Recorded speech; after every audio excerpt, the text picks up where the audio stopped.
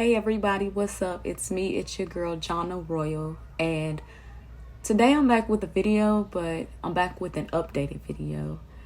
From the last video, as you all saw, if you haven't watched it, please watch it. I was in the hospital. So things have been really rough for my husband and I. I don't think it really affected the kids as much, but just a little rundown. So around the time his birthday came, I was in a lot of pain the day before. I had a lot of like cramping and stuff in my abdomen area, and I did not know what was going on. So his birthday came, we celebrated his birthday.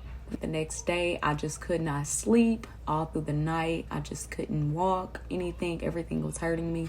My legs were going numb. And so I just went to the ER. I went to the ER. My husband stayed home with the kids. And I was sick. I was really sick. So they were drawing blood and everything. And so when they came back, they told me that I was indeed pregnant and I had a UTI.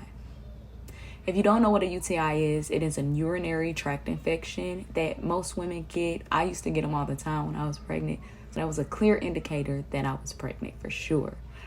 So they gave me medication that was harmless to the baby, and it would take care of my UTI.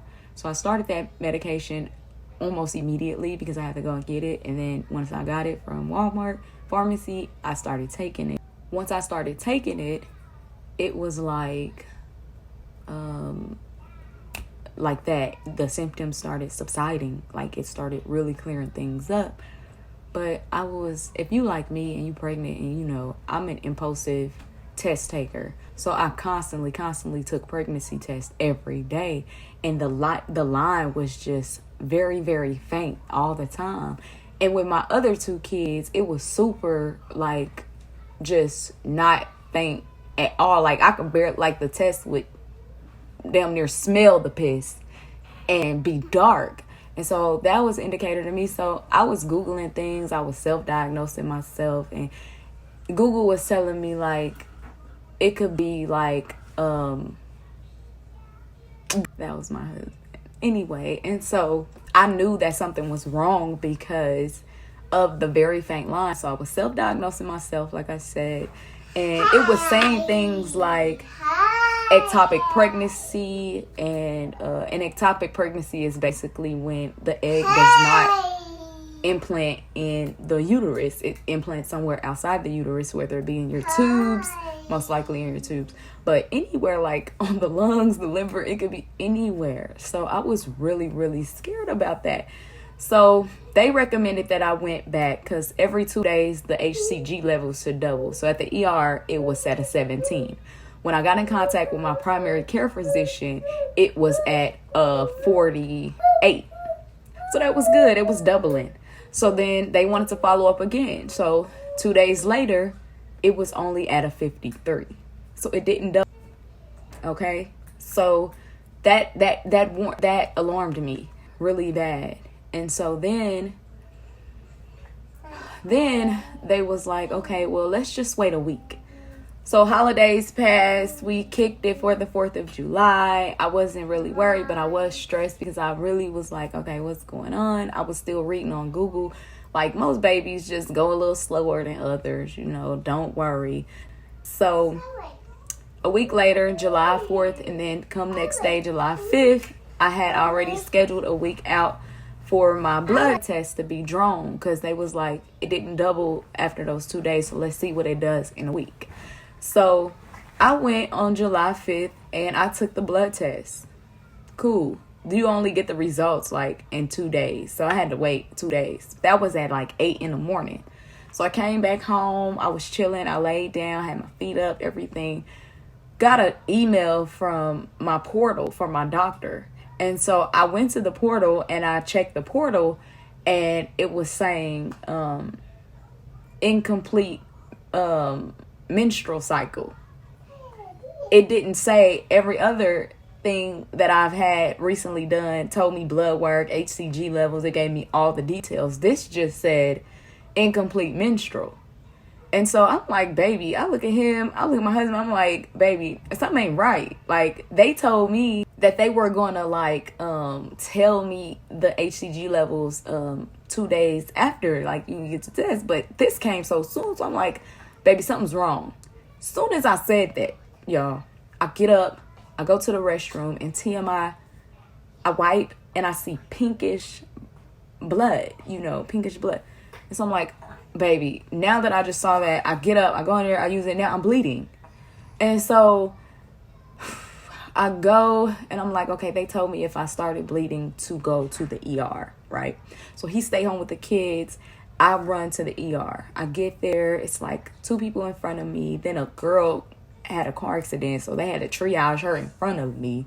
So I'm telling them, I'm like, I'm 5 weeks, almost 6 weeks pregnant, and I have an ultrasound scheduled for the 1st of August. My due date is such and such, whatever. And they was like, okay, let's see. It might be still a little too early to see something on ultrasound, but let's just see. And let's rule out an ectopic pregnancy.